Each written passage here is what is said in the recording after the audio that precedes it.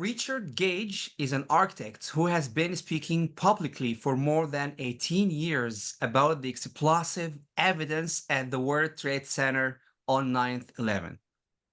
Richard is the founder and former CEO Architects and Engineers for 9/11 Truth, which now has over 3,600 architects and engineers signed onto the public petition demanding a new World Trade Center investigation. He's the leading expert and the presenter spearheading the 9/11 Truth movement, having given more than 650 presentations in 24 countries and 118 American cities with an equal number of radio and TV interviews. So welcome, Richard, to the show. Thank you. Thanks, guys. Awesome to be here. Thank you. It's great to have you. It's great. Okay, so could you please just tell us about your background and qualifications?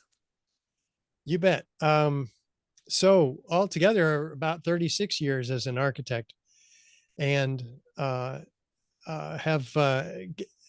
just got sidetracked from my career 18 years ago.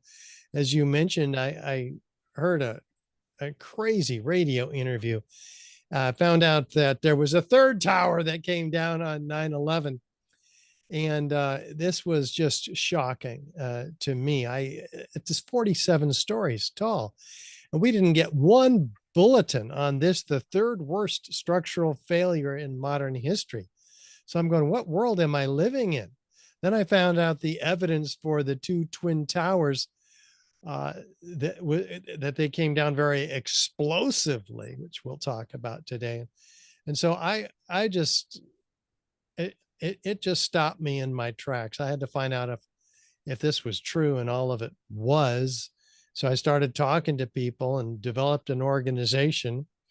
And yeah, thousands of architects. Year was that? About 2007. Oh, so you're late in the game compared with others like David Ray Griffin. Yeah, some of them came in right away. 2001, 2, 3. Yeah. Stephen Jones came in before me. I think Kevin Ryan did.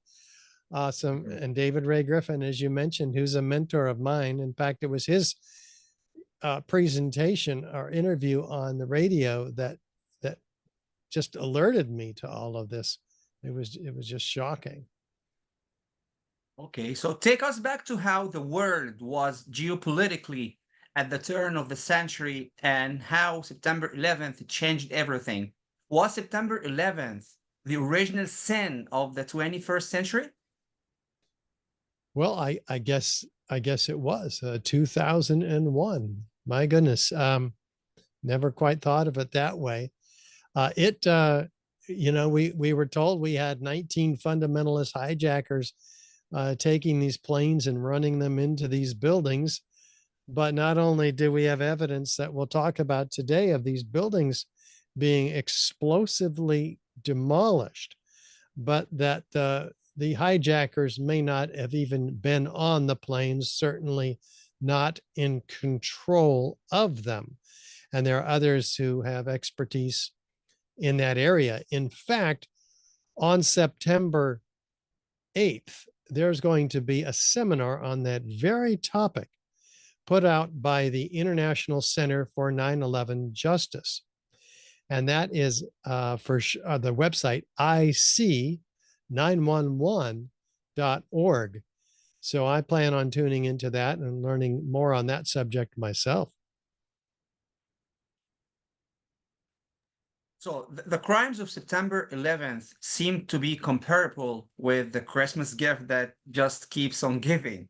There's no end of the mileage the elites have milked from it. So it turned the entire world into the giant terror state. No, it did. You're absolutely right. The coalition of the forced was gathered under Article 5 of the NATO treaty, where NATO members were drafted into invading Afghanistan and then Iraq. And this turned out in Afghanistan the longest war in our history.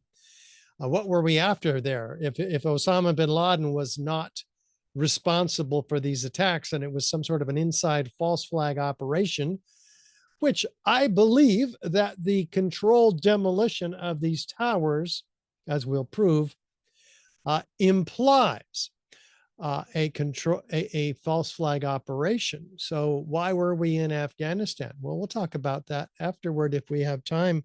We're talking about the 90% of the world's opium production, which is 4 times the profits from all the oil companies put together. Hey, Incredible profits. did you Yeah. say opium? Opium. Poppies Yes, poppies. in Afghanistan. And that's interesting, the connection between the CIA and drug dealing and that whole nexus. But why don't you go through the explosive evidence that grabbed your attention and that you've dedicated so much of your time to? Oh, you bet. Very happy to do that because, and I start, by the way, with the 3rd tower that came down on 9/11. And that was building 7.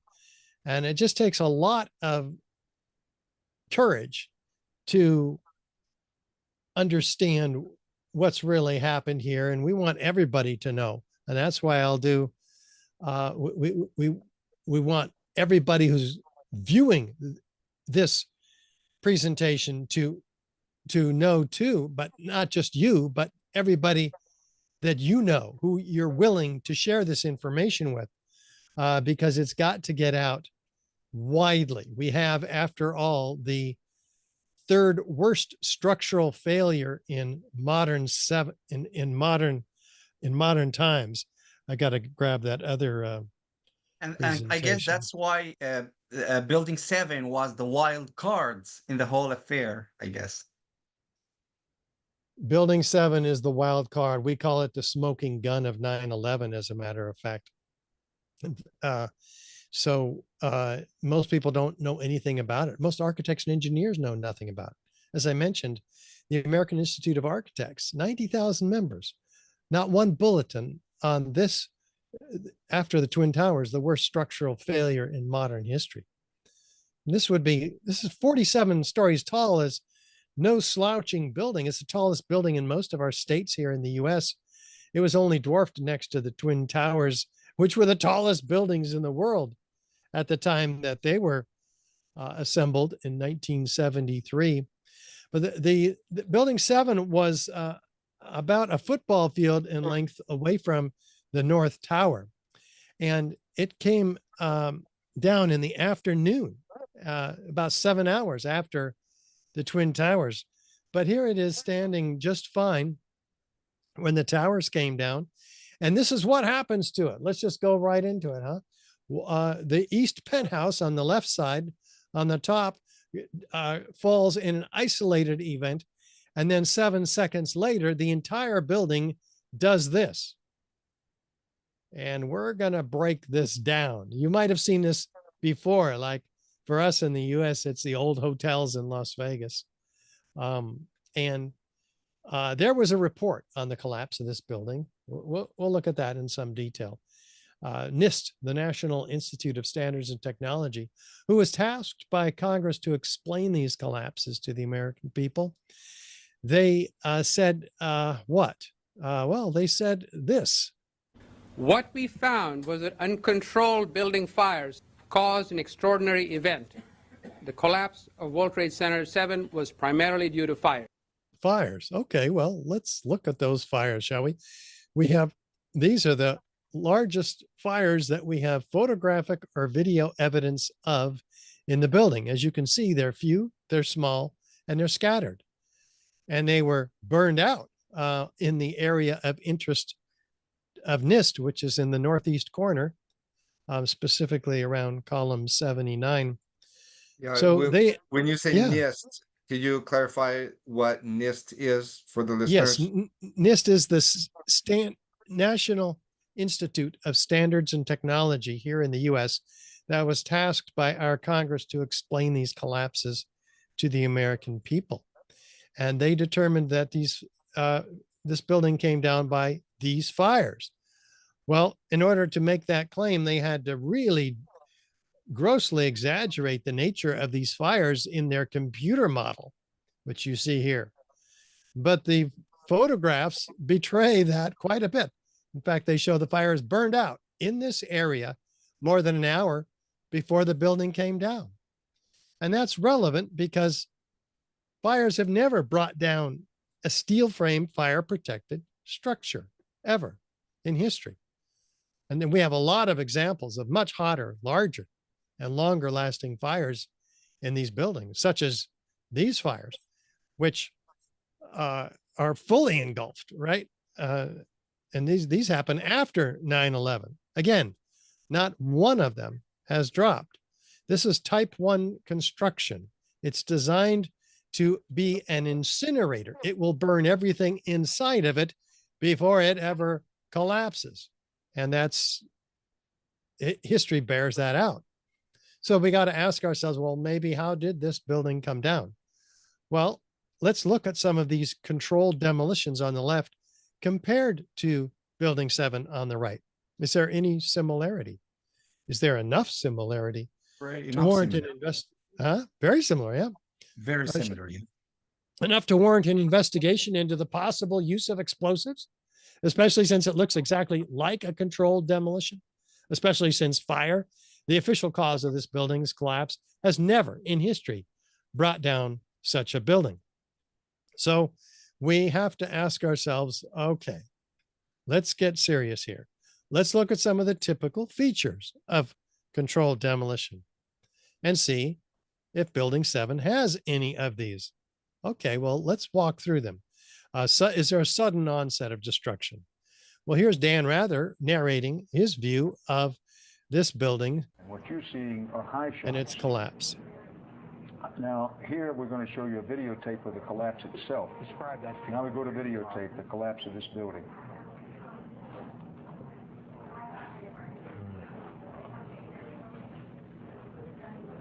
It's amazing. Amazing, incredible, pick your word. For the third time today, it's reminiscent of those pictures we've all seen too much on television before, when a building was deliberately destroyed by well-placed dynamite to knock it down. What? Deliberately destroyed by well-placed dynamite to knock it down? It's intriguing to me that sometimes the reporting that's closest to the event is actually the most honest, because they're believing their eyes. They haven't been told not to believe their senses. And that's an example of that. Dan Rather, his first observation, it looks like a controlled demolition. Yep. And he has never spoken those words, by the way, since. Maybe he was told not to. We've never seen this building come down on mainstream media, except for one, possibly two occasions. It was just swept under the rug. They did not play it after the day of 9/11. But yet somehow didn't the BBC report it falling before it even happened? And yeah, we'll get to that. Well, and we'll show you that too. And is there evidence of explosives in the debris? You bet. We're going to show you that too. We're going to walk through everything here. In fact, first, feature number 2, is there a straight down symmetrical collapse into the building's footprint? Well, let's look from West Street. Pretty straight down, pretty symmetrical. The building is falling straight down through tons of structure, 40,000 tons. How do you do that? You have to remove all the core columns within an instant, a fraction of a second. Any deviation to that pattern, the building will begin to tip over. And then followed about a second later by the perimeter columns. So that's the only way you can bring a building straight down. Are these fires going to have that level of precision? No, they're certainly not. And so here's what happens if you don't have that level of precision. Ooh. Things can go wrong, right? Or it can just stop and somebody has to go back into that building and fix that dud of a controlled demolition. No, it's got to be perfect. And because buildings that are injured on one side, like Building 7 was, because they said that the column 79 on the northeast corner fell. Well, if that's true, this is what you would expect. Buildings tip over toward their injured side, their damaged side. Like in that case, that's not good. You don't want that to happen. This is the column that NIST theorized collapsed or buckled after succeeding floors failed in what they called a progressive collapse. And so if column 79 were to fail, it being in the corner of the building, as you might recall here, we have column 79. If that collapsed first, which they claim it did, the building would have fallen toward this side of it. So how fast did it fall? Let's look at the work of physics teacher David Chandler. He documents that it falls at free fall acceleration for at least a third of its 7-second fall. Well, wait a minute. It's falling that fast, and this is even acknowledged by NIST. That's as fast as a bowling ball falling out of the sky. It's actually accelerated straight down. And a bowling ball can do that because it has no resistance under it. But buildings have, this one, 40,000 tons of structural steel, 3 to 5 times stronger than they needed to be to support the building. Where did the steel go? All that steel had to be removed in order for this building to fall as fast as a bowling ball falling out of the sky. Free fall acceleration. The steel didn't even slow down the collapse of the building. Again, what can do that? These fires? No, not going to happen. So we look at feature number 5, the total dismemberment of the steel structure. We had a 47-story moment-resisting steel frame skyscraper collapse like a house of cards to a 4 or 6-story pile. Well, this is built with steel that's welded, columns to beams, very rigidly welded to each other. But it appears that they have been severed one from another. Buildings that fall due to natural causes, the columns and beams are not severed one from another. The building is recognizable as a building, not a house of cards, typically. The concrete is not pulverized to a fine powder. So something else is going on with Building 7, and we can get a clue at what really brought it down, because it is unlikely to be these fires. So what might that be? Well, do we have any witnesses that heard sounds of explosions? Like this one, Daryl, a medical student. We were watching the building actually because it was on fire. The bottom floors of the building were on fire, and we heard this sound that sounded like a clap of thunder. Turned around, we were shocked to see that the building was, it looked like there was a shock wave ripping through the building, and the windows all busted out, and it was horrifying. And then, about a second later, the bottom floor caves out, and the building followed after that, and we saw the building crash down all the way to the ground. Wow, that's helpful. He was interviewed that evening because he was still around the area, as was Kevin McPadden. No, he was in the area, but this interview happened later. He is an Air Force medic who was on site helping with search and rescue. What did he experience? You heard explosions, like boom. It's like a distinct sound. It's not like when in compression, like boom, boom, boom, boom, boom, like floors that were dropping and collapsing. This was boom, and like you felt a rumble in the ground, like almost like you wanted to grab onto something. That, to me, I knew that was an explosion. There was no doubt in my mind. And this gentleman, Bill Rosati, who saw flashes of light. I was standing like 2 blocks away, and all of a sudden I just seen a big flash, and then I seen the building coming down, and I just seen people just running everywhere, chaotic like. Okay, that's very helpful. And this first responder, FDNY Captain Richard Patterson. 1-7 let go as well, and was a series of concussive explosions. And another first responder, Patrick Dillon. I remember feeling that like it was like freight trains underneath the earth, shaking the earth, even shaking me. That's when we all saw Building 7 crumple in the middle, like way up at the top. It buckled and then dropped.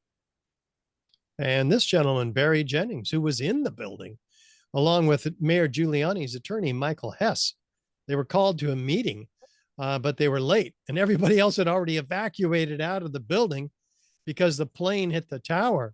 But the towers haven't come down yet, and this is their experience. When we got to the 8th floor, I started walking to one side of the building.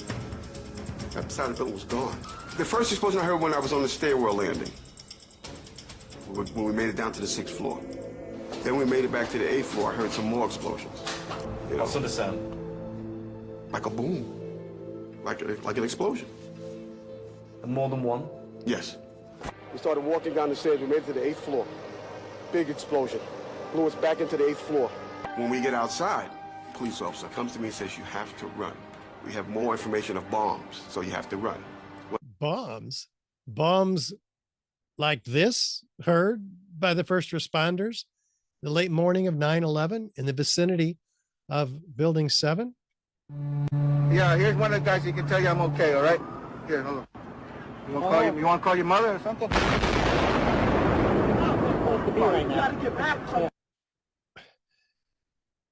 How many of these explosions do you imagine were included in any of the reports by NIST? Zero. Not one of these witnesses of explosions. And yet they claim there were no explosions at Building 7, except for some of the beams that hit it later on when the towers were destroyed. And so we have to ask ourselves, if this was a controlled demolition, maybe people would know about it in advance. And they did. Like the department chief who announced an imminent collapse, Deputy Chief Nick Visconti. We're moving the command post over this way. That building's coming down. So he's telling us that it's going to come down. It has a few scattered fires in it, and no building's ever come down in history, a type 1 fire resistive construction. And yet this one's coming down. And Chief Hayden, same thing. And it gets even more interesting. Well, we had our special operations people set up surveying instruments to monitor and see if there was any movement in the building. We were concerned of the possibility of collapse of the building. And we had a discussion with one particular engineer there, and we asked him if we allowed it to burn, could we anticipate a collapse, and if so, how soon? And it turned out that he was pretty much right on the money, that he said in its current state you have about 5 hours. So an anonymous engineer is announcing that the building is going to collapse in about 5 hours, even though no type 1 fire resistive construction building has ever collapsed in history. But this one's going to collapse in 5 hours. Pretty darn interesting. And we don't get to know who this engineer is. They just won't tell us. How about these mysterious? Yeah. No, go on, please. How about these mysterious construction workers walking away from Building 7, hearing an explosion over their shoulder, looking back at the building, and then saying this right into the CNN camera.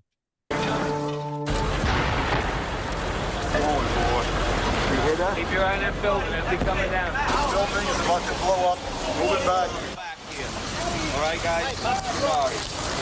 We are walking back. There's a building about about to blow up. On flame, debris coming down. Oh, not only is it coming down, but the building's about to blow up. So they know how it's coming down. Well, that's pretty darn interesting. And who are these guys? They're not rescue workers. They're construction workers of some kind. Very interesting. Let's learn more about what happened in this building, but let's do that with Kevin McPadden, who was previously our witness of explosions. Now, before that, he was standing about 6 blocks behind. They were all held back because they're expecting this building to come down.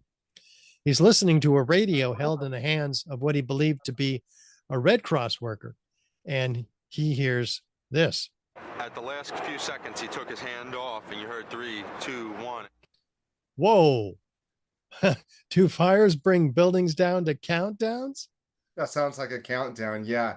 I'm wondering, are these covert operation guys? Who? Those that put the explosions in the building, put the charges in the building. Inevitably, yeah, this is a covert operation of sorts. Yeah, and we'll talk about who they might have been also. But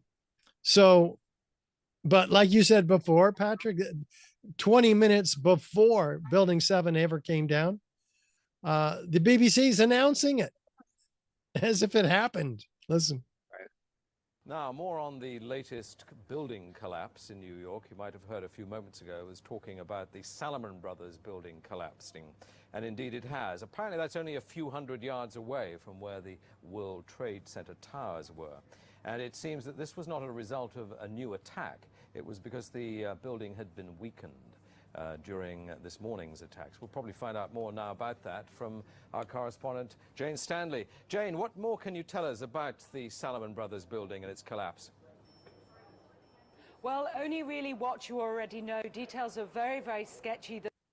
Sketchy indeed. The building is still behind her. They apologize for this grievous error, citing the confusing events of the day.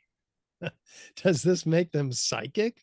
What's really going on here? Especially since you could not predict the fall of Building 7, since no building had ever fallen in that way in the history of the world. For them to predict it ahead of time means that someone at the BBC was in on the fix. I mean, foreknowledge. Have they been audited? Has there been any investigation? Is the fox guarding the hen house? Yeah, it's a fox guarding the hen house, because you ask them about this and they give you all kinds of answers that don't make any sense, like NIST did. And the same with CNN. They announced the collapse of this building at 11:07. They said that it came down at 10:45. Watch this. In New York, Alan Dodd-Frank joins us on the phone in Lower Manhattan. Alan? Alan, just 2 or 3 minutes ago, there was yet another collapse or explosion. I'm now out of sight. A Good Samaritan has taken me in on Duane Street. But at 11:15, there was another collapse or explosion following the 10:30 collapse of the second tower. And a firefighter who rushed by us estimated that 50 stories went down. The street filled with smoke. It was like a fire. Now, that's Building 7 they're looking at. But we don't have a 50-story building, any 50-story building. We don't have any building that collapsed. There were some damaged buildings, and none of them collapsed. They just were damaged by the debris that came down from the World Trade Center skyscraper. Had this building collapsed at that time, at 10:45, when they announced that it came down, it would have. We wouldn't have any video of it because of the massive cloud of debris that completely would have obscured it. And maybe it was supposed to come down at that time, and that those construction workers who were telling us that it's going to blow up, maybe they were supposed to be fixing a dud at that time, because that was in the late morning after it didn't come down. So anyway, that's a theory. They were going to fix a dud that didn't go off, maybe. What were you going to say, Patrick? Well, I mean, no airplane hit Building 7, and so the argument for explosives in the building is a lot stronger. But also, when you analyze the Twin Towers, there's also evidence of controlled demolition. And we'll do that. We'll do exactly that. But first, let's listen to the owner of Building 7, the developer.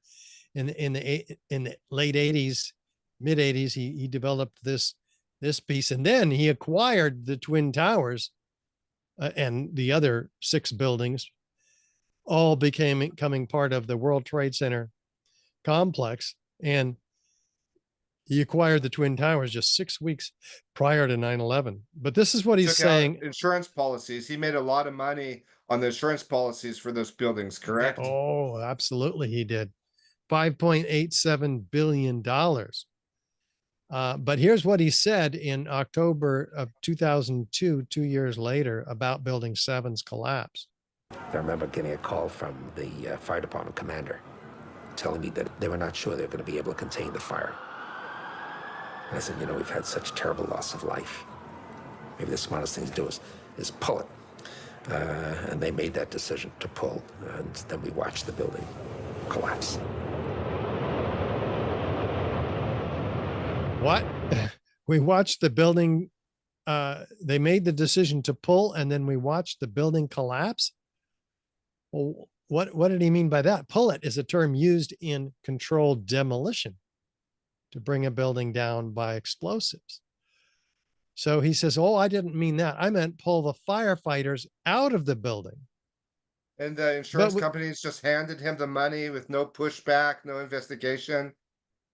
Well, it appears that some of the insurance companies were some of the ones who profited from the put options that were placed on the airliners that the betting that the value of which would go down the next day after 9/11. They would have lost millions, but instead they made millions.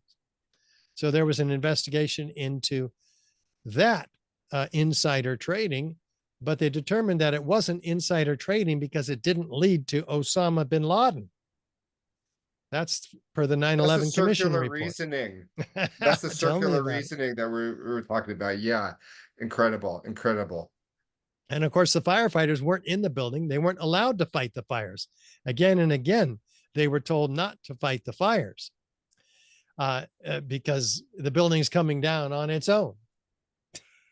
It's interesting that many times when we in the September 11th Truth Movement, when we want to talk about this, a phrase that's we hear is conspiracy theory, or we're conspiracy theorists. But when you analyze the arguments of the officialdom, it really is this kind of assuming the conclusion and the government's investigating themselves. Yes. And it's really incredible that this crime could happen and the world would just buy it hook, line, and sinker. Yes, this happens again and again and again. They're very good. And if you own the media, 95% of which is owned by just 5 corporations, then you have that degree of control that you need. And who profits from 9/11? The media, the arms industry, the oil industry, the banking industry, the insurance industry, all owned by Vanguard, State Street, and BlackRock, all of whom are owned essentially by the same entity, which goes back to the Rothschilds.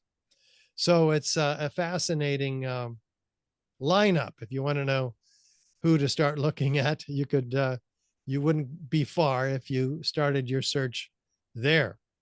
But back to the technical explanation of this building's collapse, we have the top European controlled demolition expert. Danny Jowenko is the expert on this in Europe. What did he say? Dit is controlled demolition. Zeker weten. Zeker weten. Er is nagesprongen. Dit is in opdracht gebeurd. Het heeft een team gedaan van experts. Okay, so many experts, by the way, 36 structural engineers signed on to the petition demanding a new investigation. One of them, Kamal Obeid in the San Francisco Bay Area. A localized failure in a steel frame building like World Trade Center 7 cannot cause a catastrophic collapse like a house of cards without a simultaneous and patterned loss of several of its columns, make that all, at key locations within the building. And the all part of it is explained by Professor Leroy Hulsey, one of the top forensic structural engineers in the country in Alaska. The University of Fairbanks did a 4-year finite element analysis of the building, the study that NIST was paid to do by Congress, but which failed miserably due to abundant fraud. And what do they find? Well, let's see. The US government NIST report computer model on the right, a video in the center of the building's collapse, and the University of Alaska's computer model on the left. Now, what NIST did on the right is to fail 400 structural steel connections every second, and they still couldn't get the building to fall. It begins to tip over, even when they had control over the input data. And it also crumples up like a beer can, which you'd actually expect in any natural collapse. So they completely disprove their own theory. And after that happened, so is there evidence of explosives in the debris in the rubble? Yep, we're going to get to that too. Okay. And then, so the University of Alaska on the left said, no, the only way to get this building to fall is to remove all the columns. So they say fire did not cause the collapse of this building. Temperatures were not high enough to cause the weakening of the steel framing. Thermal expansion did not result in a loss of support for the beams and girders. The building was a global failure involving the near simultaneous failure of all the columns in the building, not a progressive collapse as claimed by NIST. So they've pulled the rug out from underneath the NIST report. And this is why more and more engineers are questioning what they've been told by NIST. So what could have caused the failure of all the columns in the building? Well, we have to look at additional evidence given to us in the aftermath, evidence of extreme heat, provided to us by FEMA itself in the appendix of their Building Performance Assessment Team report in May of 2002. It's a metallurgical examination of the steel. What did it show? Never before observed eutectic reactions causing intergranular melting, capable of turning a solid steel girder into Swiss cheese, like you see in this piece of World Trade Center 7 steel. Rapid oxidation and sulfidation. They don't know where the sulfur came from. Liquid iron and sulfur formed during this hot corrosion attack on the steel. What does this sound like? This is the evidence of incendiaries, which work by means of heat. We'll talk more about that. But the New York Times called it the deepest mystery uncovered in the investigation, and yet it's completely ignored by NIST and omitted in their final report. They threw out this appendix and started over. We can't have that in our report. So we have the presence of sulfur. Where in the world would that come from? We have steel members in the debris pile that appear to have been partly evaporated in extraordinarily high temperatures. Well, wait, where are we going to get it? This takes 4,000 degrees to evaporate steel. This fire protection engineer with FEMA is saying it was evaporated, but where do those temperatures come from? Fires burn only about 500 degrees, especially these fires, maybe 1,000 degrees at the hottest Fahrenheit. So Hang on a second. I've got a cat out of control. I'll be right back. This is crazy. Okay, we're talking bothering me. Richard Gage. Don't worry, I'll be right. Who's now on his own. Richard Gage, 9/11. He's the founder of former CEO of Architects and Engineers for 9/11 Truth, and he's with us today talking about the collapse of Building 7 and the explosive evidence that he's uncovered. And the Twin Towers too. Yeah, the explosive evidence for controlled demolition, and how there's really been a cover-up, and how most of the world still today, if you ask them how many towers collapsed on 9/11, they would say 2. I would venture to say most New Yorkers and most people around the world still don't know that a third skyscraper collapsed that day, Building 7, which is the wild card in this. We're back with you, Richard. Thank goodness. I've never heard the cat meow so loud. He was like after something, so we put him outside and he'll deal with it. Oh, anyway, we have the melting of girders in the World Trade Center, also corroborated by this structural engineer, Abulhassan Astani-Azam. And he was given a National Science Foundation grant to study the steel. He says, I saw melting of girders at the World Trade Center. He doesn't know how the temperatures got that hot. But from the photos that we have of the debris picked out of the pile by the World Trade Center, by these buckets of the excavators, dripping with molten metal, yellow and white hot. We know it's exceeding 2,500 degrees Fahrenheit, 1,371 Celsius. Do you guys use Celsius in Ecuador or Fahrenheit? Which one? Oh, which one do you guys use? Latin America. When do you use Celsius or Fahrenheit? We use Celsius. Celsius. Okay, good. Because I have a choice I can make. Like here, jet fuel only burns 200 to 300 degrees Celsius. So we're talking exceeding 1,300 degrees Celsius here. No, not from the jet fuel. It's not from the fires. The fires burn maybe a little bit hotter than jet fuel, typical office fires, but nowhere near 300 degrees, excuse me, nowhere near 1,300 degrees Celsius. So what is going on here? We got to get to the bottom of this. Could thermite be responsible? It's an incendiary. Let's listen. An incendiary used by the military, thermite is a compound of iron oxide and aluminum, which when ignited sustains an extreme heat reaction, creating molten iron. In just 2 seconds, thermite can reach temperatures over 4,500 degrees Fahrenheit, quite enough to liquefy steel. Well, interesting. We might be getting somewhere here, because now we can explain the massive temperatures here exceeding 2,000 degrees Celsius.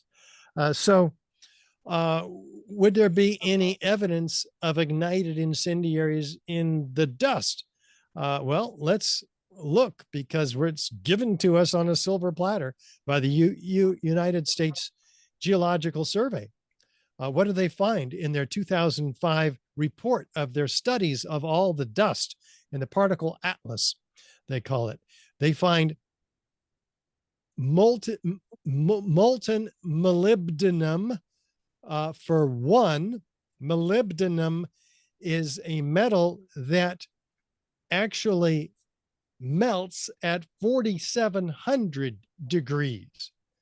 So they've documented a metal that doesn't even melt. This is Celsius, this is Fahrenheit, about half that, 2,300 degrees Celsius, maybe. Here it is, 2,600 degrees Celsius. Extremely high melting temperature. Well, where did those temperatures come from? Lead evaporated, according to the R.J. Lee Group, who did independent studies of the World Trade Center dust. They're an environmental consulting firm.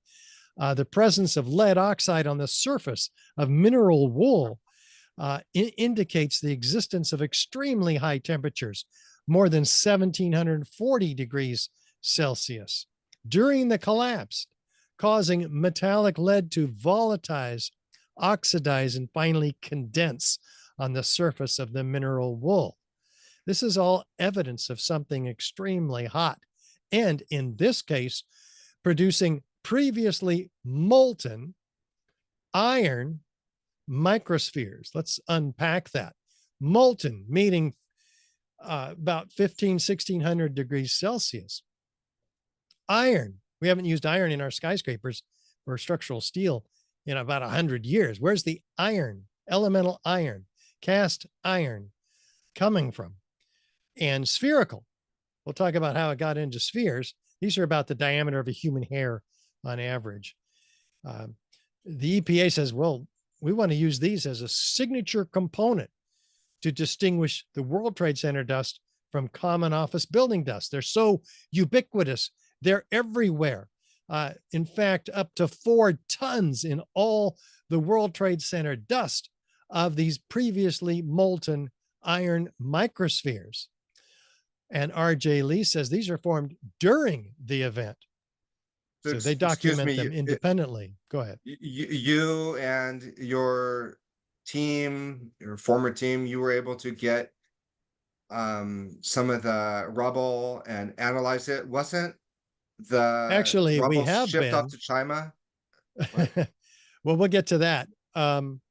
But this evidence is provided in publicly available documents by the U.S. Geological Survey in their 2006 particle atlas of the World Trade Center dust, and a document by R.J. Lee, which is has been put out by them, Composition and Morphology of the World Trade Center dust, in December of 2004. But how would we get those molten iron microspheres? Well, let's do an experiment. Experiment is the arbiter of competing hypotheses. Let's do one. Let's light some thermite in a controlled experiment. Well, here we have a little bit of thermite and a lot of sparks. Well, they look like sparks, but they're not sparks. They're molten iron droplets, and they cool and they fall into the pan as spheres. Why? Well, that's just what aerosolized liquid does. It forms itself into spheres by the surface tension. So in the case of molten iron, they cool and they fall, or before they cool, they fall. Could that be what's an explanation or the cause of the toasting of the tops of these cars around the World Trade Center?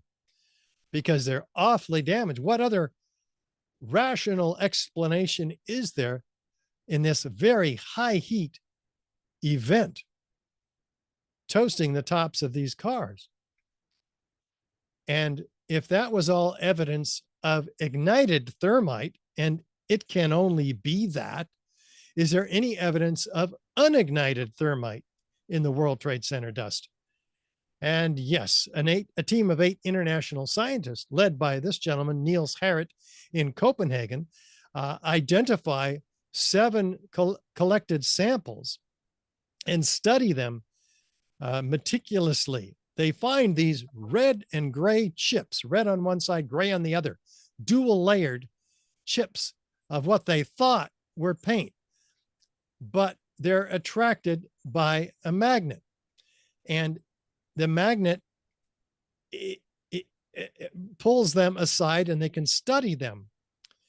And when they do, they find that the red layer, which they wanted to study now, since it has such a high iron content, much higher than paint or primer paint particularly, the iron is found in the material, but also aluminum. Iron and aluminum are the key ingredients of thermite, this incendiary that can burn through steel like a hot knife through butter. And so they're going, whoa, what is the the ingredients of thermite doing in all of this steel? Well, we have three of the three skyscrapers, all three of them, correct? Well, had yes. evidence of thermite. Yes, this dust is ubiquitous everywhere around World Trade Center 7, around the Twin Towers, and as far away as the Brooklyn Bridge, and filling the Deutsche Bank building across the street with up to 6% of the dust being molten iron microspheres. But these are the actual chips. They're found in the dust everywhere too. The implications here are very dark because Islamic terrorists living in a cave wouldn't have been able to get control of this military grade nanothermite, correct? Exactly that material. I agree with you. And what did you say, Ahmed? I was like, because I heard something about that. Were there people who worked in the towers that were told not to go in that day? Yeah, we'll get to that. That's an excellent question. But I, as an architect, and as an architect presenting technical evidence, prefer to stay in line with what I can prove. That I cannot prove. Others have claimed they can prove it. It's an important part of the That overall also supports story. the same idea, exactly. Yeah. Same idea as what? I mean, like, if we could prove that there were people who didn't come that day, they were told not to come, so that will prove the same The inside job. Inside job, exactly. Narrative. Well, yes, there's a whole number of ways to prove this is an inside job, and that the individuals who are on the inside turn out to be from a variety of international sources. Such as? We'll get to that. Okay. So they do deeper studies with a nuclear microscope, and they find that these particles of aluminum and iron oxide, the ingredients of thermite, are found at the nanoscale, 1,000 times smaller than the diameter of a human hair. And this is incredibly high-tech stuff. And so they find that it's embedded in organic material, oxygen, silica, carbon. Organic material is what gives TNT, RDX, its expansion, rapid expansion that knocks things over. Whereas thermite incendiaries work by means of heat, massive heat, 2,000 degrees Celsius heat. And so we have something going on here that's been proven that's a real problem. And they found in the peer-reviewed literature that's already been discovered and developed prior to 9/11. It's called super thermite. Lawrence Livermore Lab has published papers on this. Pyrotechnic and explosive composites based on thermite reactions, intimately mixed on the nanometer size scale. Because when you get this stuff so small, its surface volume increases exponentially, and you get instantaneous chemical reactions. So it's very, very sophisticated. It's not made in a cave in Afghanistan. It's made only in the most advanced defense contracting laboratories.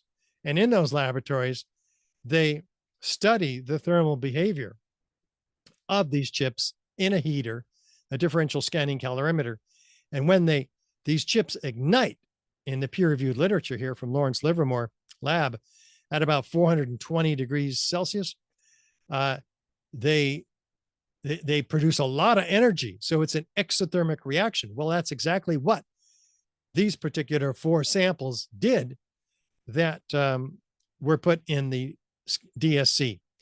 They ignite at about 420 Celsius. Paint doesn't do this. So this is not paint. What happens when they ignite? They produce molten iron microspheres with the same chemical signature as the molten iron microspheres found and documented in the World Trade Center dust by R.J. Lee and the USGS. So we know exactly where those previously molten iron microspheres came from. They came from these chips, these red-gray chips, as you see here in this photo of a partially ignited red-gray chip. And they're found attached to that. So if I understand you correctly, you're saying that the rubble bears the signature of some labs that are in the United States? Bears signature of nanothermite or super thermite, an exact signature, which was developed in Lawrence Livermore Lab and probably Los Alamos Lab as well. So we know exactly where to go to begin to find out how this stuff got in all the World Trade Center dust samples and how it was able to bring down the towers. Again, this is not made in a cave in Afghanistan. So we know where to go, right? It's just all peer reviewed in the Bentham Open Chemical Physics Journal. The red layer is active, unreacted thermitic material incorporating nanotechnology. It's a highly energetic pyrotechnic or explosive material. So this is 25 pages. You can look it up. Just look up active thermitic materials in the World Trade Center dust and Google it, and it comes right up. It was peer reviewed in 2009. And we have this evidence is among the 10 key characteristic and very uncharacteristic features in this case of destruction with incendiaries.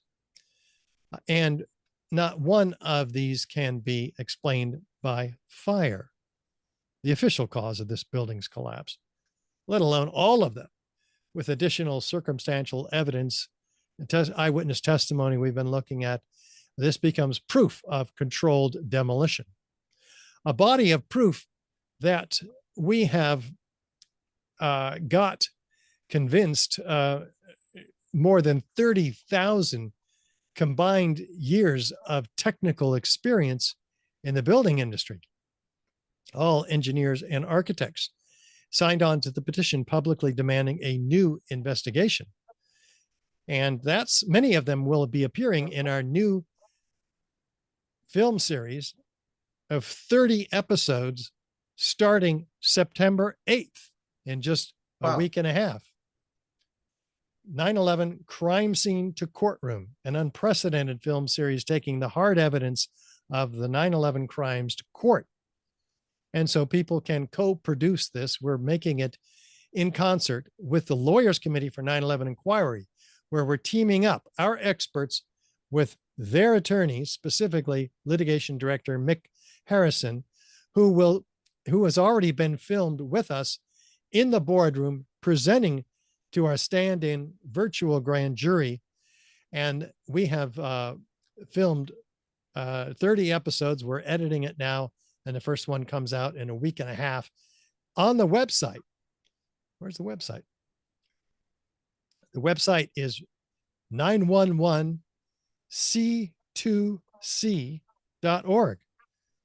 911 letter C, number 2, letter C.org. And we're encouraging everybody to watch and take part in the film. We've got a platform where you can provide your assessment of each episode and the evidence, ask your questions, let us know who you would like the grand jury to not indict, that is indict, that's their job, one of their jobs, but also to subpoena as witnesses. Yeah, it seems like without a real congressional investigation, limited in terms of but I want to ask you, Richard, now that the political leadership in Washington may be changing and we have Donald Trump and Robert Kennedy Jr. working with him, is there any evidence that these guys might be interested in looking at I know Trump hates the neocons. Have you gotten anywhere talking with political politicians in Washington, or do you have any insights? Well, we've gone to Washington every 3 years and presented our latest DVD, our latest booklet, our latest petition. When we got to 1,000 engineers, 2,000, and then 3,000, they have all been made aware several times of the evidence. They haven't done anything that we're aware of yet. But I think the tide is changing. You mentioned a couple of emerging forces in that's evolving toward waking up the American people. And we hope to ride on the coattails of these anti-authoritarian movements. So I can't give you evidence that anything's happening yet regarding 9/11. Not till we get this film out anyway, because I think it will travel widely through the process of public education, be a force for public education, especially when they look at the evidence for the Twin Towers, because it's so much more convincing than the Building 7.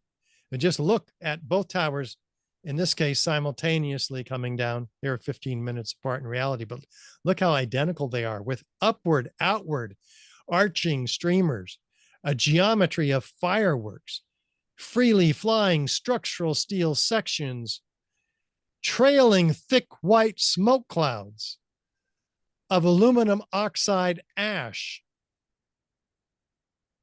Remember, steel is not flammable in office fire conditions. Why is the steel trailing these thick white smoke clouds?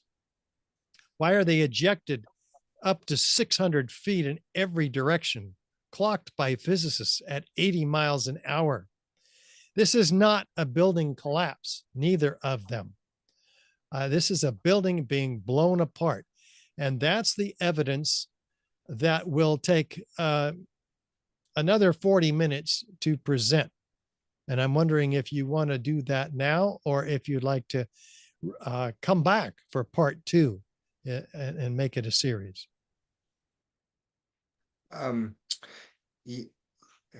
Yeah. What do you say, Ahmed? It's your call. Okay. Okay. So like we next Sunday.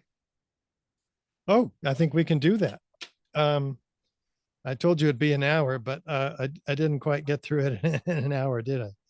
Yeah, you bet. We can schedule that after we close out here. Could you tell us a little bit about Dr. Stephen Jones? Yes, he is a nuclear physicist who studied the dust along with R.J. Lee's study, which we looked at, and the study of the U.S. Geological Survey, finding extreme temperatures himself in his study of the World Trade Center dust, and corroborating their work along with the work of Niels Harrit with the finding of red-gray chips of nanothermite in all the World Trade Center dust samples. Okay. Yeah, I guess we can have part 2 about it. And before just we finish, so in general, like, were Muslims involved, even Muslims who were working in the CIA in that time, like, as the word that you said, the patsies, Muslim patsies, intelligence agencies. What's your take on that? Well, you have Muslims that were alleged to have hijacked these planes and flown them into buildings.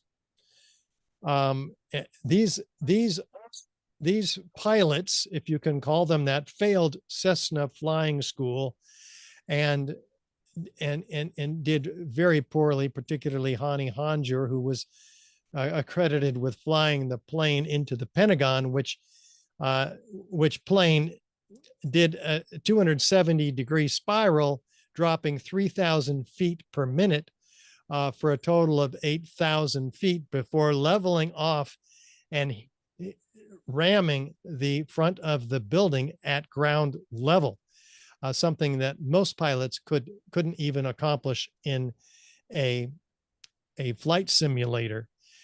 And neither could they have hit a 200-foot wide target here at 500 miles an hour, because that plane is, it's not like you're on a freeway going 60 miles an hour.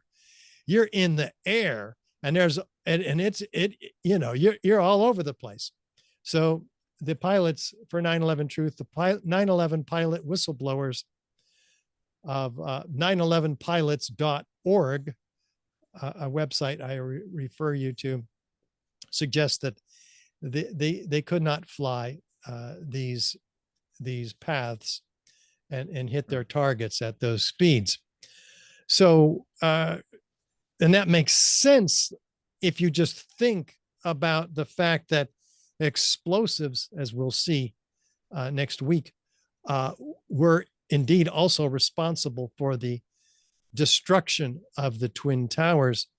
Why would they trust a pilot who failed Cessna flying school to land in the Twin Towers, giving them their excuse to then have a major fire, which they claim caused the collapse of these buildings due to fire substantially, and a few broken columns due to the planes. But NIST says, no, that was substantially the fire that brought those buildings down. Well, you have to have the planes hit the buildings to have the big fires and the big drama. And then you have, they're Muslims, right? So we're going to go invade Muslim countries, notwithstanding that they were mostly Saudis. You mentioned about the opium poppies in Afghanistan. Before we close, is there anything you'd like to add about that, about the opium industry? Yeah, we discussed the massive profits that happened as a result of the takeover of the opium cultivation when we invaded Afghanistan.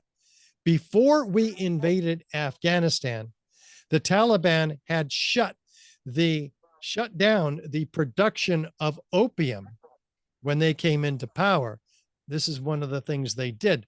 They took control of the drug lords and so forth, and they shut it down to just 187 metric tons. That's down from 2,600 metric tons.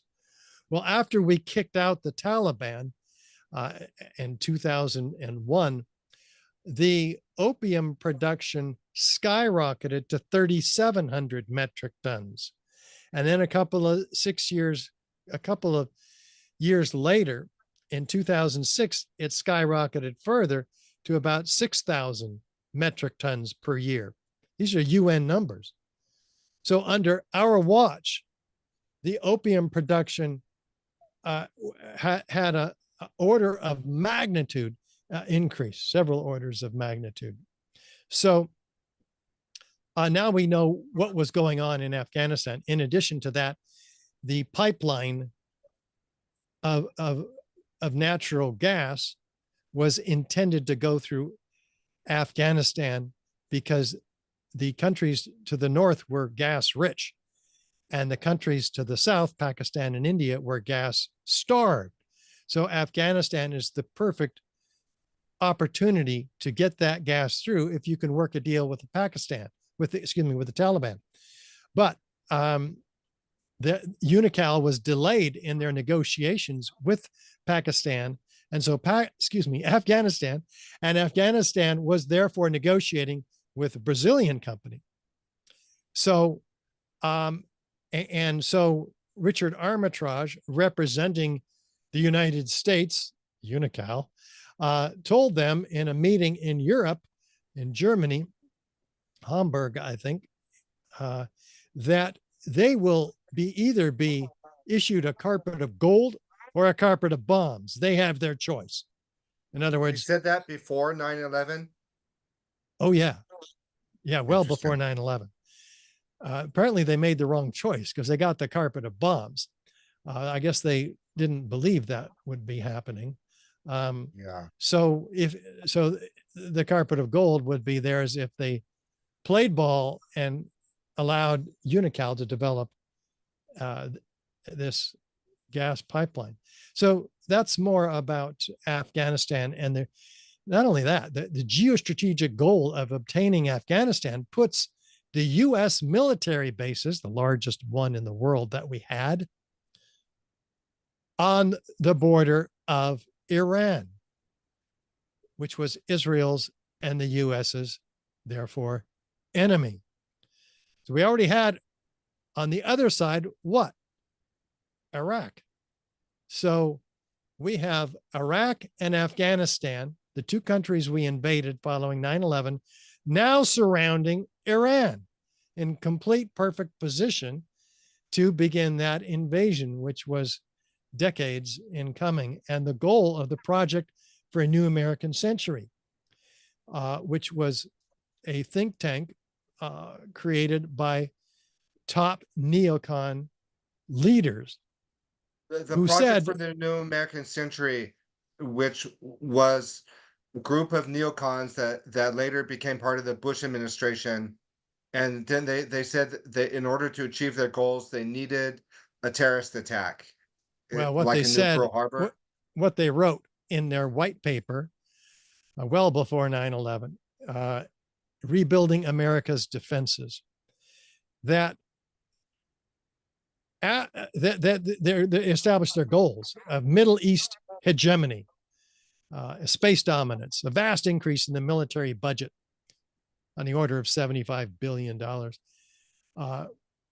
But they said, absent a catastrophic and catalyzing event like a new Pearl Harbor, these goals will likely take a long, long, long time. Well, they got their new Pearl Harbor. Bush, in fact, wrote that in his diary on the night of 9/11. Okay, well, I think we'll leave it there for now. Thank you, Richard, so much, and we'll look forward to part 2 next week. Good. I'm looking forward to it too. Thanks, guys, very much. Thank you, Richard, so much. Okay, Patrick, Ahmed, thank you, guys.